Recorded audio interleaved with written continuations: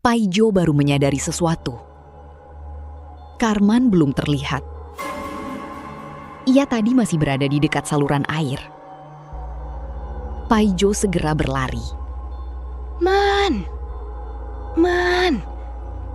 Tak ada jawaban. Ia terus mencari. Di antara tumpukan batu, di dekat rangka besi, di sisi sungai kecil.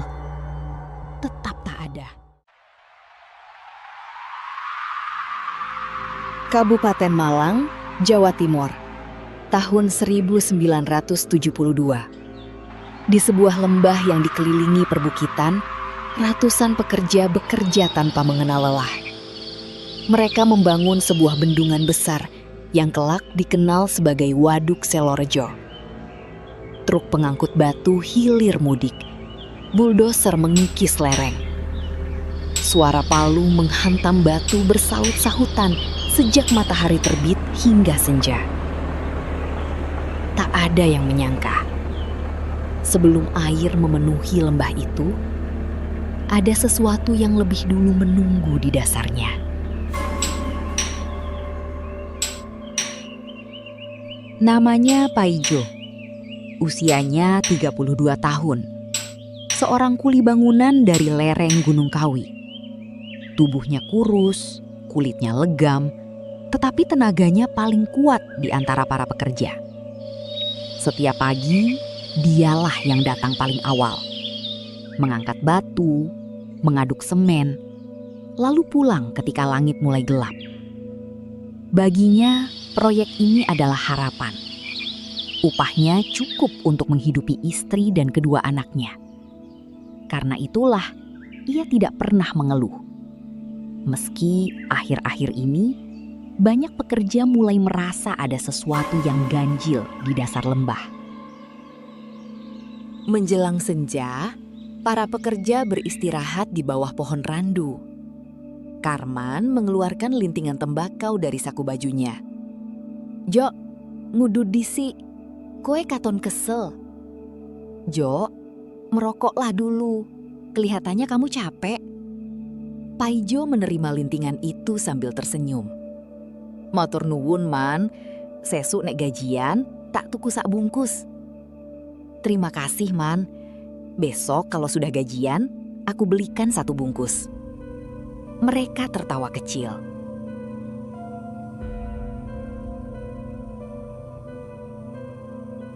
Suasana terasa ringan.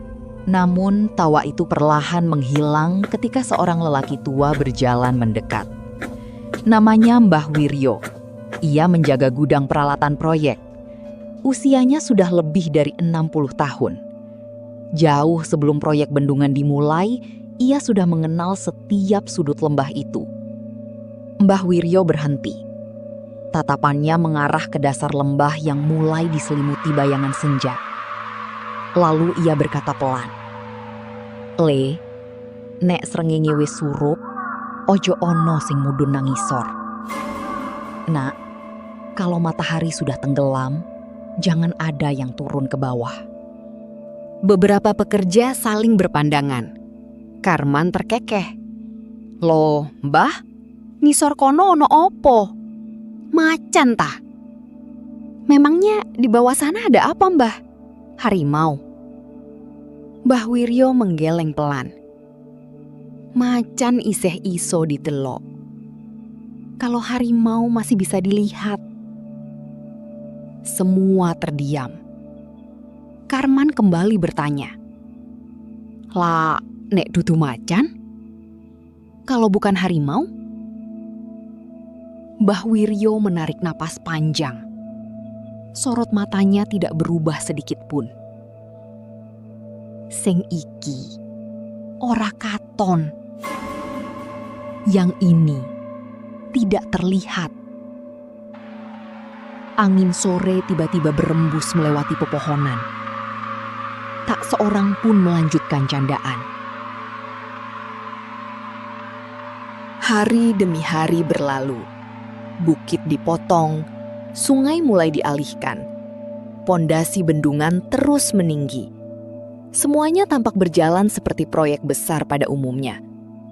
Hingga suatu pagi, Mandor menghitung jumlah pekerja. Loh, Darmo belum datang. Tak ada yang menjawab. Semua mengira ia pulang ke kampung.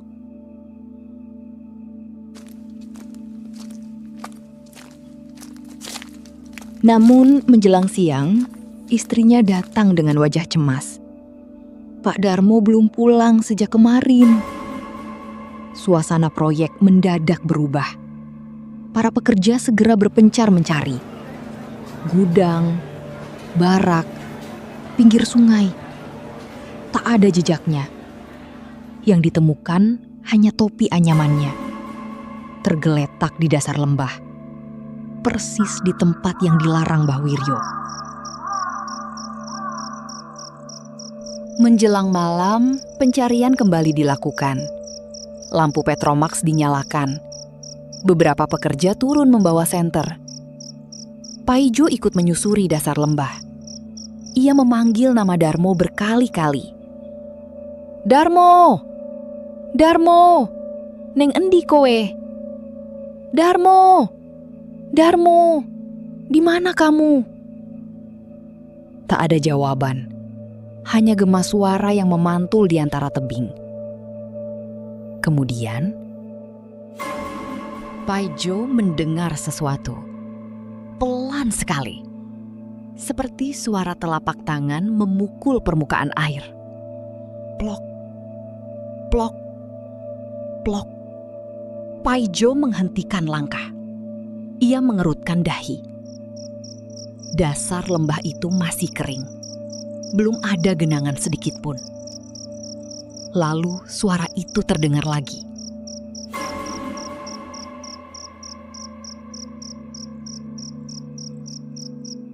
Lebih dekat, lebih jelas. Saat itulah Mandor berteriak dari kejauhan. Jo, ayo munggah, wis peteng. Jo, cepat naik, sudah gelap. Paijo hendak menjawab. Namun sebelum sempat membuka mulut, sebuah bisikan terdengar tepat di belakang telinganya. Begitu pelan, begitu dekat. Banyuni wes teko. Airnya sudah datang. Paijo spontan menoleh. Tak ada siapa-siapa. Hanya angin malam yang berembus dingin melewati dasar lembah. Sejak malam itulah, ia mulai percaya Mbah Wiryo bukan sedang menakut-nakuti para pekerja. Ada sesuatu di lembah itu. Sesuatu yang telah lebih dulu tinggal di sana. Dan tampaknya belum rela tempatnya ditenggelamkan. Menjelang senja, para pekerja beristirahat di bawah pohon randu.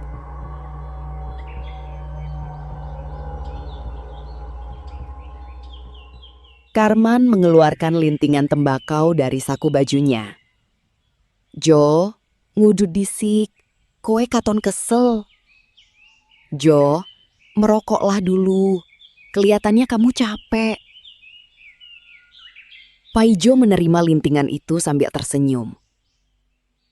Matur nuwun man, sesok nek gajian tak tuku sak bungkus. Terima kasih man. Besok kalau sudah gajian, aku belikan 1 bungkus. Mereka tertawa kecil. Keesokan paginya, tak seorang pun lagi membicarakan bisikan yang didengar Paijo. Sebagian menganggap ia hanya kelelahan. Sebagian lagi memilih diam. Namun, sejak hilangnya Darmo, suasana proyek berubah.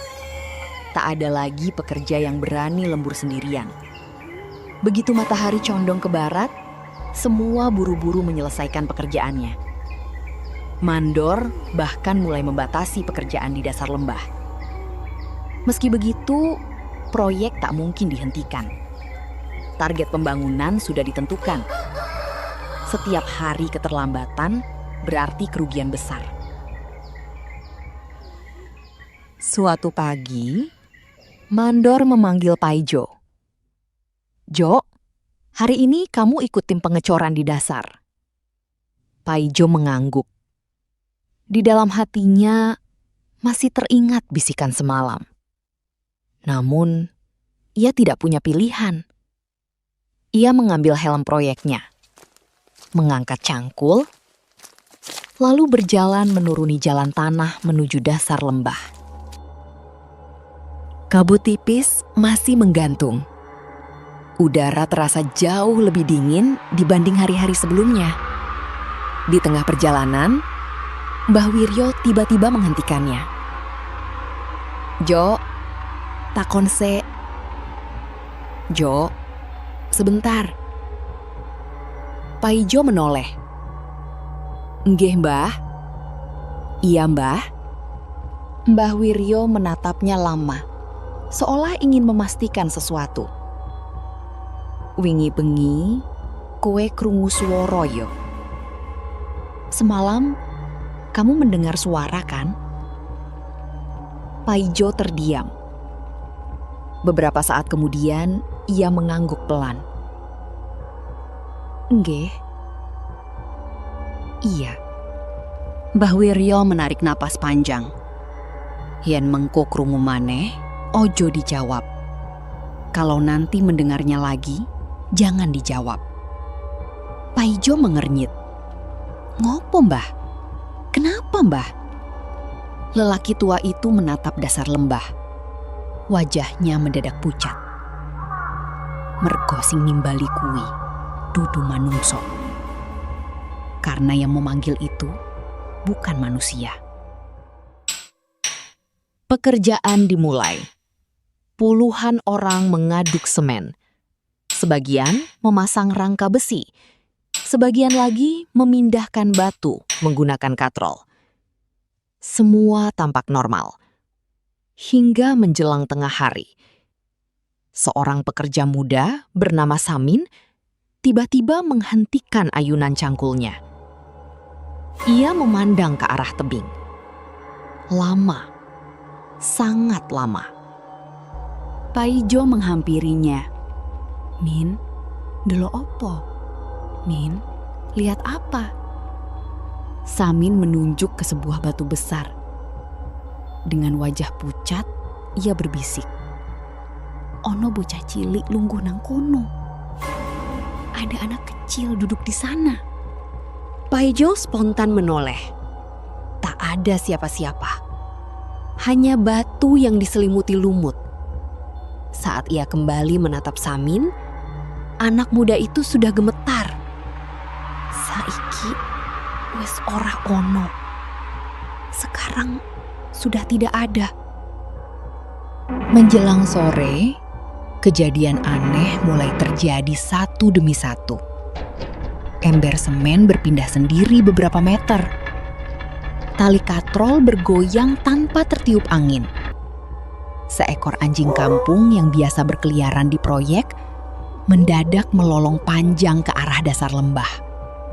Lalu lari terbirit-birit. Tak pernah kembali lagi. Para pekerja mulai saling berbisik. Namun tak ada yang berani mengatakannya keras-keras.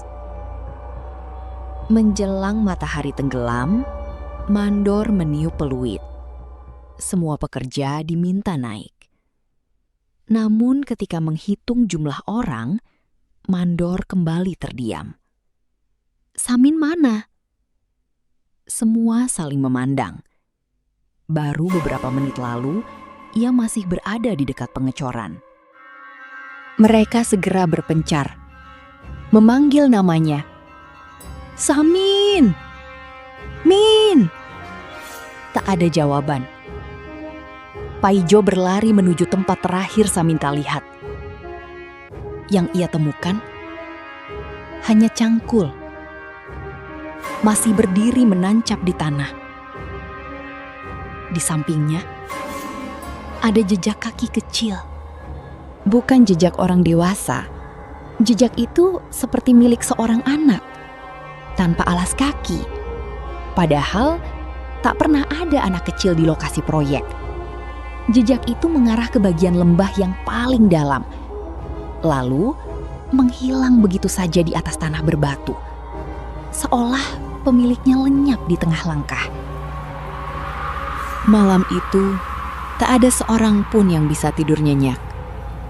Hujan turun pelan, membasahi atap seng barak pekerja. Paijo duduk sendirian, menatap lampu minyak yang bergoyang ditiup angin.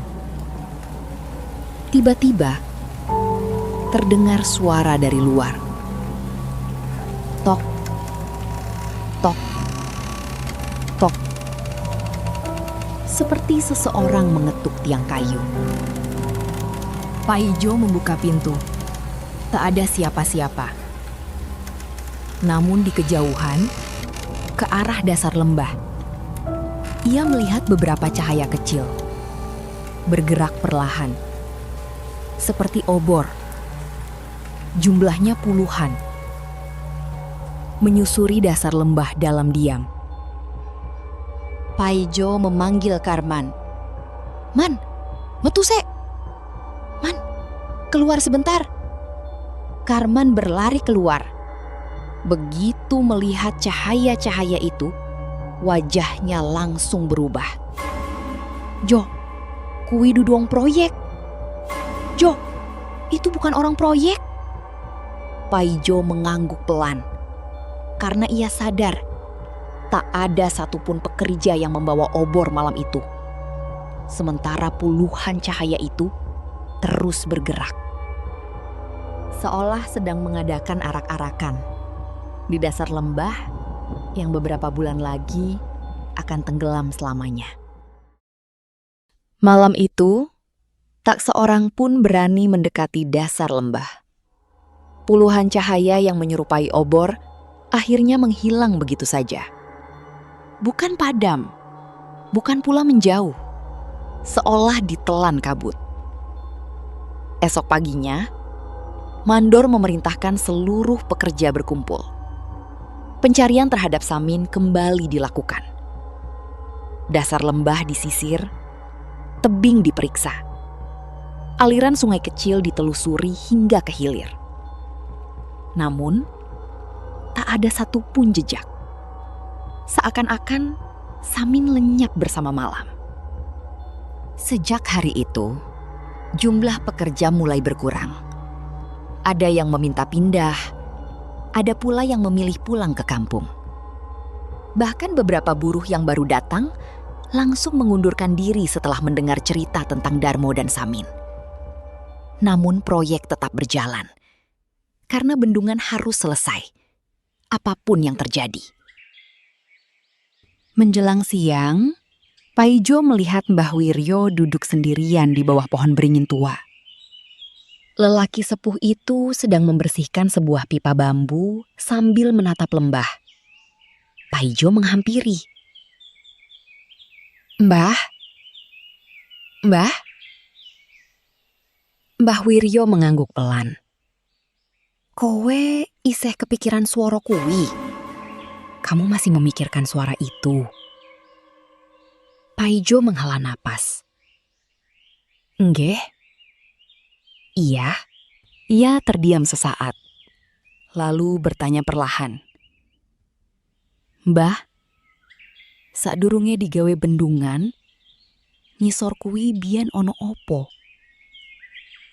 "Mbah, sebelum dibangun bendungan, dulu di bawah sana ada apa?" Mbah Wiryo tidak langsung menjawab. Tatapannya tetap lurus ke arah lembah, seolah sedang mengingat sesuatu yang telah lama terkubur. Beberapa saat kemudian, ia berbicara. "Ono kampung cilik. Ada sebuah kampung kecil." Paijo mengernyit. "Kampung?" Mbah Wiryo mengangguk. "Ora akeh sing ngerti. Tidak banyak yang tahu. Menurut cerita orang-orang tua, puluhan tahun sebelum proyek bendungan dimulai, pernah berdiri sebuah permukiman kecil di dasar lembah itu. Rumah-rumahnya terbuat dari kayu. Penduduknya hidup dari bertani dan menangkap ikan di sungai. Namun, suatu musim penghujan, air bah datang tiba-tiba. Sebagian warga berhasil menyelamatkan diri. Sebagian lagi tak pernah ditemukan. Setelah peristiwa itu, kampung tersebut ditinggalkan. Lama-kelamaan, jalan menuju ke sana tertutup semak. Namanya pun perlahan dilupakan. Bahkan, peta-peta baru tak lagi mencantumkan keberadaan kampung itu. Paijo mendengarkan tanpa berkedip. Terus obor-obor kui? Lalu obor-obor itu? Mbah Wiryo menggeleng pelan. Aku orang ngerti. Aku tidak tahu. Ia berhenti sejenak, lalu berkata lirih. Nanging simbahku biyen ngomong. Tapi kakekku dulu pernah berkata, yen wengi ono cahyo mlaku nang lembah. Kalau malam ada cahaya berjalan di lembah. Paijo menatap wajahnya. Mbah Wiryo melanjutkan. Ojo tahu dioyak. Jangan pernah diikuti. Sore harinya, pekerjaan kembali dilakukan. Langit mulai mendung. Angin bertiup lebih kencang dari biasanya. Paijo bersama Karman ditugaskan mengangkat beberapa batang besi menuju sisi timur proyek. Di sana, mereka menemukan sesuatu yang belum pernah dilihat sebelumnya. Di balik semak belukar, terdapat susunan batu. Bukan batu alam, melainkan batu yang tersusun rapi. Seperti bekas pondasi sebuah rumah. Di dekatnya berdiri sebatang pohon asem yang sangat tua. Akarnya mencengkeram batu-batu itu, seolah telah berdiri di sana selama puluhan tahun. Karman berjongkok, tangannya membersihkan lumut yang menempel. Tiba-tiba, ia menemukan sebuah benda kecil. Sebuah gelang tembaga. Sudah berkarat, namun masih utuh. Jo, ini bukan milik pekerja proyek. Paijo menerima gelang itu. Belum sempat ia berkata apa-apa, angin mendadak berhenti. Hening. Tak ada suara burung. Tak ada suara serangga. Bahkan suara mesin bulldozer yang tadi terdengar seakan menghilang. Lalu, dari balik pepohonan, terdengar suara gamelan. Sangat pelan, seolah dimainkan dari tempat yang sangat jauh. Ting, tong, ting. Paijo dan Karman saling berpandangan. Koe krungu? Kamu dengar? Karman mengangguk. Wajahnya memucat. Enggih. Iya. Suara itu hanya terdengar beberapa detik, lalu lenyap. Ketika suara mesin proyek kembali memenuhi lembah, seolah tak pernah terjadi apa-apa. Menjelang matahari terbenam, mandor meniup peluit. Semua pekerja mulai naik. Namun sebelum meninggalkan dasar lembah, Paijo menoleh sekali lagi ke arah bekas pondasi yang mereka temukan. Di sela akar pohon asem tua, ia merasa melihat sesuatu. Bukan seseorang, bukan pula bayangan. Hanya sebuah pintu kayu tua, setengah tertimbun tanah.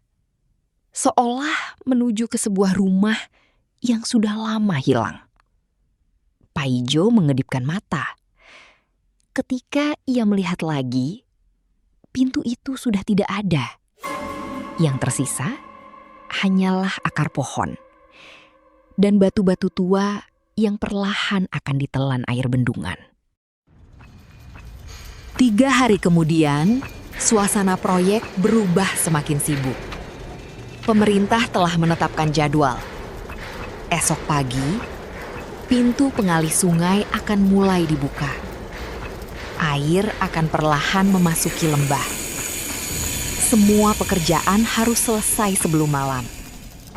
Tak ada lagi waktu untuk menunda. Sejak pagi, puluhan pekerja mondar-mandir membawa peralatan. Bulldozer meraung. Mesin pengaduk semen terus berputar. Mandor berteriak memberi aba-aba. Namun, di balik kesibukan itu, tak seorang pun benar-benar tenang. Darmo belum ditemukan. Samin pun tak pernah kembali. Nama mereka perlahan tak lagi disebut. Seolah semua orang sepakat melupakannya. Menjelang sore, Mandor menghampiri Paijo. Jo, hari ini tinggal pekerjaan terakhir. Setelah itu, semua naik. Paijo mengangguk. Baik, Pak. Mandor menatap lembah yang mulai diselimuti kabut. Kalau gelap, jangan ada yang tertinggal. Matahari mulai tenggelam. Langit berubah jingga. Lalu perlahan menjadi kelabu. Kabut turun lebih cepat dari biasanya. Para pekerja mulai menaiki jalan tanah. Satu demi satu. Namun, Paijo baru menyadari sesuatu. Karman belum terlihat.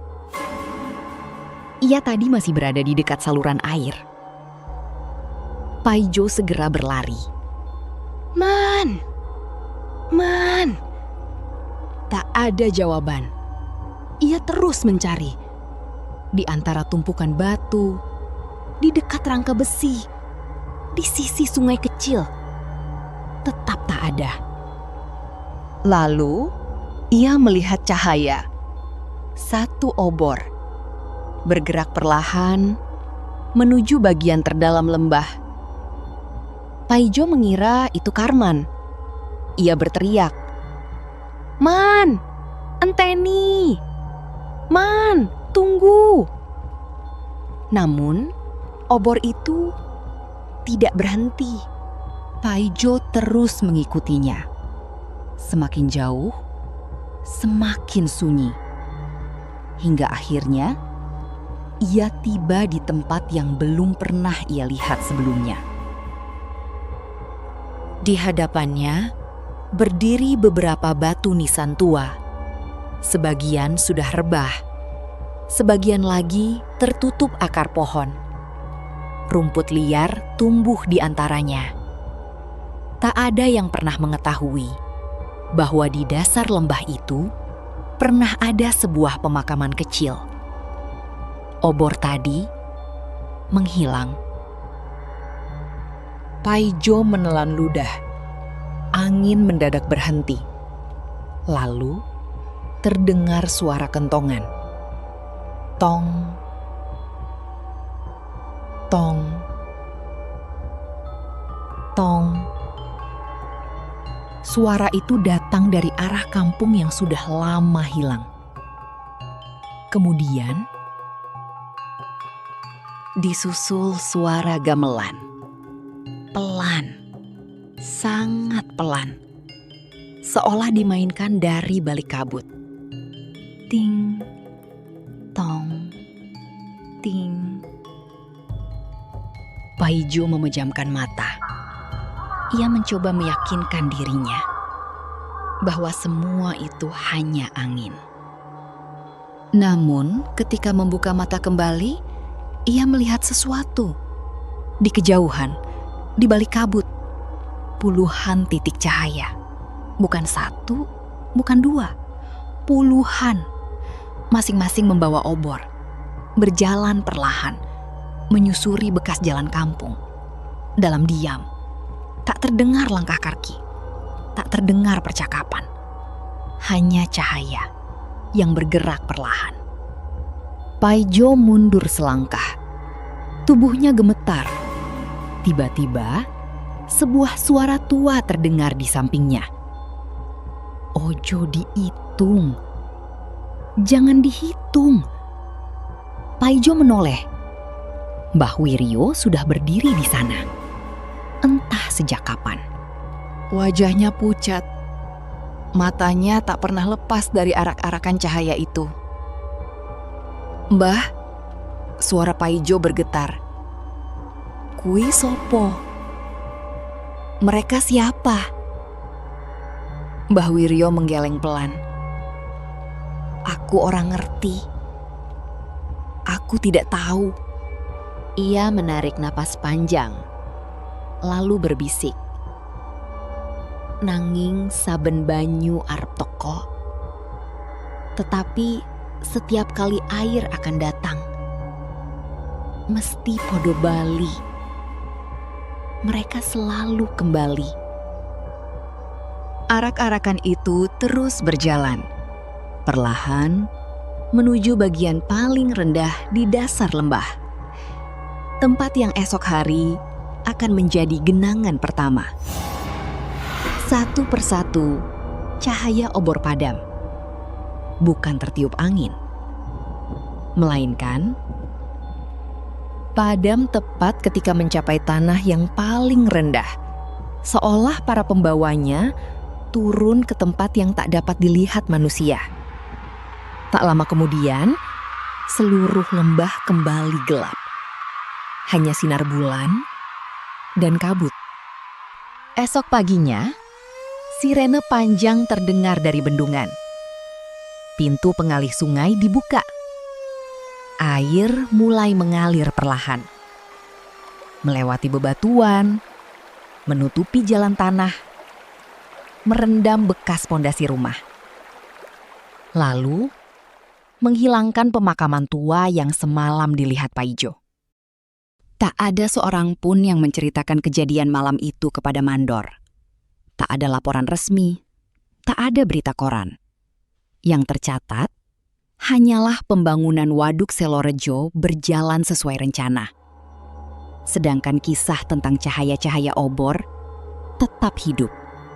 Dari mulut ke mulut, di antara warga tua yang masih mengingat bahwa sebelum menjadi waduk, lembah itu pernah menjadi rumah bagi seseorang atau sesuatu. Hari-hari berikutnya, air terus memenuhi lembah. Sedikit demi sedikit, jalan tanah yang biasa dilalui para pekerja mulai menghilang. Bebatuan yang dahulu menjadi tempat mereka beristirahat perlahan tenggelam. Bekas pondasi rumah lenyap di bawah permukaan air. Tak lama kemudian, tak ada lagi yang tersisa. Yang terlihat hanyalah sebuah waduk luas, tenang, seolah lembah itu tak pernah dihuni siapapun. Proyek akhirnya selesai. Para pekerja kembali ke kampung masing-masing. Mandor dipindahkan ke proyek lain. Mbah Wiryo memilih tetap tinggal, menjadi penjaga di sekitar bendungan. Sedangkan Paijo kembali menjalani hidup seperti biasa. Ia tak pernah lagi membicarakan malam ketika melihat arak-arakan obor, bahkan kepada istrinya sendiri.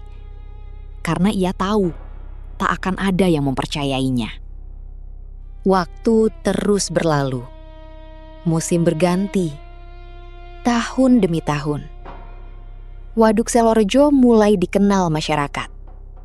Anak-anak memancing di tepian. Perahu kecil melintas di atas air. Tak ada yang menyangka. Di bawah permukaan yang tenang itu, pernah berdiri sebuah kampung. 15 tahun kemudian, tahun 1987, Paijo kembali, bukan sebagai pekerja, melainkan sebagai seorang ayah. Ia mengajak anak sulungnya berkeliling waduk. Anaknya yang masih remaja memandang air yang membentang luas. Pak, bendungan iki biar pancen mung alas. Pak, dulu bendungan ini memang hanya hutan. Paijo tersenyum tipis. Ia menggeleng. Ora le. Bukan nak. Ia memandang jauh ke tengah waduk. Ing ngisor banyu kuwi, biyen ono urip. Di bawah air itu, dulu pernah ada kehidupan. Anaknya mengernyit. Namun Paijo tak melanjutkan. Beberapa kenangan lebih baik disimpan sendiri. Menjelang senja, mereka duduk di tepian waduk. Angin bertiup pelan. Permukaan air hampir tak beriak. Suasananya begitu tenang, hingga matahari benar-benar tenggelam. Bulan purnama perlahan naik. Cahayanya memantul di permukaan air. Saat itulah Paijo melihat sesuatu. Jauh di tengah waduk. Sebuah titik cahaya kecil. Lalu muncul cahaya kedua. Kemudian ketiga. Dan berikutnya. Satu demi satu. Membentuk barisan. Persis seperti yang pernah ia lihat 15 tahun sebelumnya. Anaknya ikut berdiri. Pak, kok ono lampu nang tengah? Pak, kenapa ada lampu di tengah? Paijo tidak menjawab. Matanya tak berkedip. Cahaya-cahaya itu bergerak perlahan. Bukan ke arah daratan, melainkan mengikuti jalur yang sama. Jalur bekas jalan kampung yang kini berada jauh di bawah permukaan air. Tiba-tiba angin berhenti. Permukaan waduk menjadi sangat tenang.